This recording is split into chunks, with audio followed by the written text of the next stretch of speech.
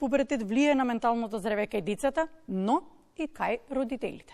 Разговараме на оваа тема со доктор Камилија Симеонова, таа е специјалист по детска и адолесцентна психијатрија. Добро утро. Добро утро, Јована, благодарам за поканата.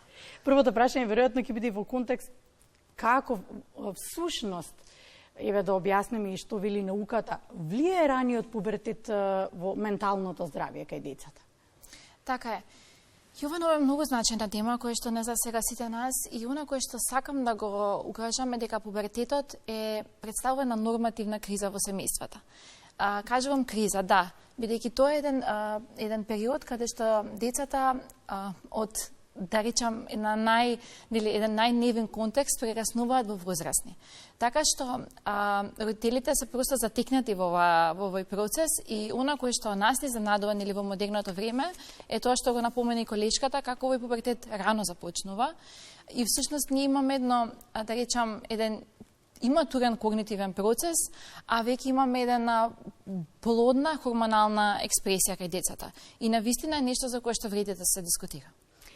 Велиме, родителите растат заедно со децата во секој дел од развојот, па мораме да ги споменеме тука како психолошки влијае раниот пубертет кај родителите кога стануваат свесни дека нивното дете веќе влегува во една друга фаза која што сама по себе си носи промени и кај децата и кај родителите. Веројатно тој прв контакт е најголемиот шок кој што треба ние како родители веќе да знаеме, да го препознаеме и да се обидеме некако да го минимизираме. Како да го направиме? Да, и ќе употребам една фраза која што слушам често пати кај родителите. Вчера завршивме со памперс, денеска сме веќе со улошки. Така што, да, навистина е така и навистина е многу брзо и она кое што топло ги советувам родителите е да знаат дека во овој процес не се сами. Заради тоа што останува малку се уште табу дека децата влегуваат многу порано во пубертет, мајката се соочува дека девојченцето веќе на 8-9 години се соочува со овие хормонални бури, се повлекува, се изолира во собата, има некој нетипично однесување, ако била многу повлечена, знае да биде доста експресивна. И ово однесување просто ги уплашува родителите. И она што кажувате вие, како ние да ги смириме родителите. Да знаете дека ова е нешто кој што се случува на светот. Ова не сме сами во тој процес. И да го прифатат како нешто кое што е нормативно, како што напоменав и претходно. Пубертетот е нешто низ кое што сите ќе поминеме со нашите деца. Никој нема да биде поштеден. Да ја прифаќаме оваа состојба и она што ние да го прилагодиме однесувањето наше. Така, ако претhodно бевме во позиција поприлично авторитативна кон нашите деца, требало да бидеме во позиција на авторитет, бидејќи нели децата тие се нашиот производ, ние мораме да ги учиме и да ги насочуваме. Сега е време кога малку повеќе ќе треба да се доближиме во контекст на тоа да поотворено разговараме за оваа тема. Ние не можеме да премолчуваме на промените кои што ги гледаме прво физички кај нашето дете. Нашето дете кога станува зборста девојче, гледаме дека почнува растот на градите, почнува да мириса пота. Значи ние не можеме да ги игнорираме овие симптоми и се јавуваат бубулички. Значи ние мораме да го ние да го прифатиме прво дека тоа се случува, бидејќи знаете како ја стално велам у една друга фаза. За да дете почне во градинка, ние треба да сме спремни, не детето. Детето никогаш не е спремно да почне, ние треба да бидеме. Очигледно во секоја фаза треба ние прво да бидеме спремни. Да, и она кој што топло ги охрабрам родителите во модерно време да го прифатат ова како развојно, како очекувано. Значи, знаете како природно ние секогаш се споредуваме со нешто кое што ние сме го прошле. И сега ако ние нели за нас 9 години било, како да кажам, тотално необично да дете влезе во пубертет, да разбереме дека модерното време носи промени и една од тие промени е всушност овој ран пубертет, кој што го прифаќаме и со сите своји снаги седнуваме и разговараме и му објаснуваме на детето. Али најпрво мораме тоа ние да го прифатиме.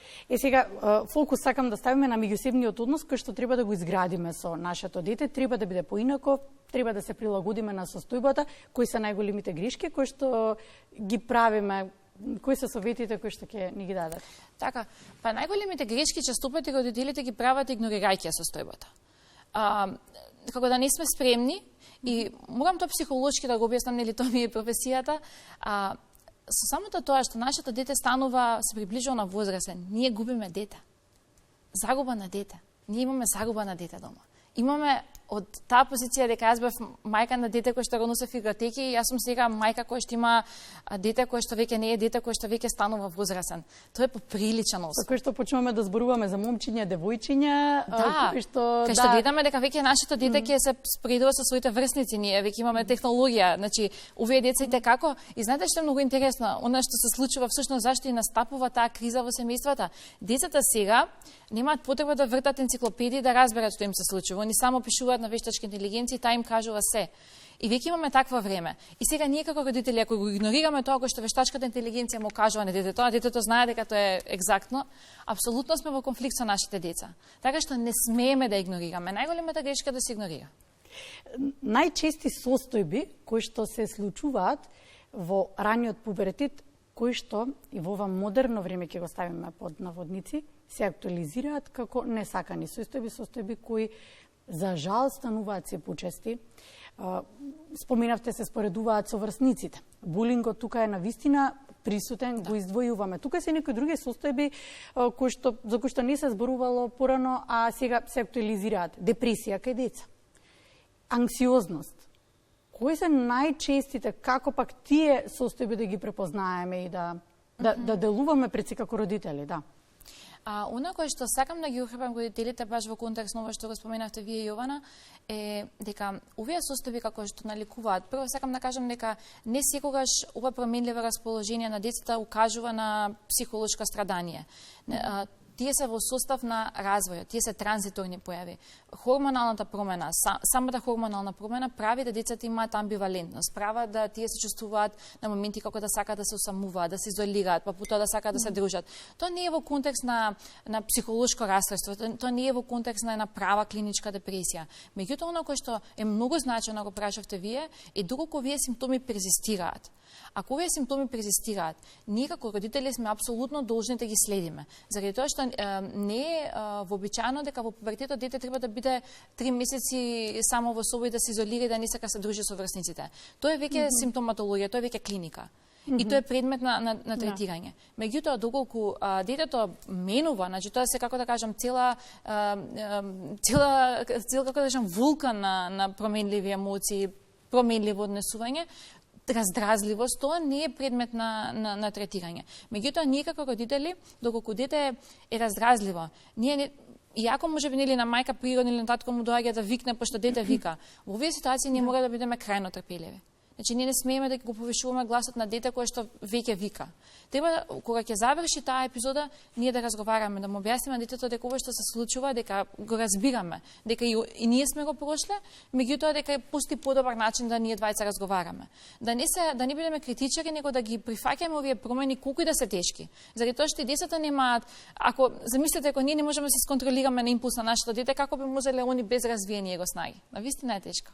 Докторка, сакаме да го најдеме вистинскиот начин како родители, особено кај школските деца, тука е раниот пубертет и многу се чини дека нема родител кој што не го посакува најдоброто за своето дете. Така. Се чини дека можеби скриените амбиции на родителите сакаме и да ги некогаш да ги реализираме преку децата, премногу можеби ги форсираме со активности, премногу можеби во некои ситуации ги форсираме во делот на сега во таа фаза треба да спортуваш, во таа фаза треба да учиш јазици. Како да ги исперцепираме желбите на детето, афинитетите на детето, а сепак да, како родители, да остане оној дел кај нас, нереализираност на амбициите, туку само поддршка, да остане само поддршката. Да, ова е навистина комплексно прашање и е, нели, можеби посебна емисија од најголемите предизвици што го живееме. Да, навистина, модерниот родител има страшно многу предизвици. Би сакала да кажам дека, знаете, кога го носиме, како да препознаеме дека нели тоа што го правиме го сака детето, не ние. Па можеби не е лошо да се консултираме со наставниците, например, доколку го носиме, не знам, на малац генијалац, доколку го носиме на пливање, на фудбал, на кошарка, што god и да е. Да разговараме, да прашаме како нашето дете се однесува таму. Бидејќи знаете како, не секогаш оно што го кажавте вие, не секогаш нашето дете го сака тоа што ние го сакаме и нешто што кај нас е пропуштено. И знаете, тоа е многу интересно во родителството, што ние секогаш гледаме да ги коригираме оние аспекти кои што ние сме биле можеби скратени како деца, а не можеме да ги пренесеме многу потешко ги пренесуваме ние модели кои што биле добри од нашите родители. И просто како да се бориме само да компензираме, и тоа е еден зачаран круг. И ја топло ги охрабрувам родителите дека не сте подобар родител ако вашето дете знае 5 јазика. Ако вие не знаевте јазик, вашето дете научи. Ако вие не знаевте математика, вашето дете е супер гениалец по математика. Тоа се и сакам да ги сакате вашите деца врз призма на тоа кои се они, а не колку се они успешни. Бидејќи знаете како, ако на долги стази вие вашето дете го сакате и му се радувате само на тие успеси, дека добило петка, дека било прва на, не знам, на кошарка или не знам што друго, детето себе си љубовта ќе ја прецепира низ призма дека секогаш треба да биде ултра вредно за да биде сакано. Наспроти тоа, кога е нормални дел од животот и ние не секогаш освојуваме, има моменти кога ќе загубиме, така? Така е. Тука е најважното, како да се даде поддршката дека тоа е составен дел од животот и дека е нормално. Да. Да ги прифаќаме тоа што го кажавте вие сега, да едноставно го учиме детето дека да, супер е кога се добива петка, али не е ништо страшно кога се добива четврка и дека четврката само ни кажува дека тој период можеби ние доволно не сме ги совладале нашите вештини, меѓутоа има простор за корекција. Грешките не ги сваќаме трагично, заради тоа што знаете како дете, родител кој што има дете кој што константно добива петки и ќе се случи да добие четврка и не спиело детето, го болело стомачот или не знам што готи да се случувало, имало булинг, немало концентрација. И како сега ти добиваш четврка? И тоа таква една наплив на емоција страна на родителот, како моето дете сега добие четврка. И го доживот како личен неуспех. Ние кикснавме нешто и многу често слушам родители кои што имаат деца кои што имаат 15 години и ќе кажат ние на оваа писмена кикснавме. Кикснавме, изборување множина за сопственото дете, е оправдан во период на симбиоза, кога мајка дои дете и тоа завршува во тој период. Секој пат, ако се затекнете да за себе, за вашето дете зборувате ние можеме, ние супер сме, да знаете дека правите симбиоза со вашето дете и дека развојно го отежнувате развојот на ова дете. И правите застој во неговиот когнитивен, бихевиорален, целокупен контекст на личноста. Може да заклучиме заеднички дека ние сме тука само да го отвориме патот за децата и да бидеме ветрот во грб зад нив, а тие треба да го изодат. Така е. Да.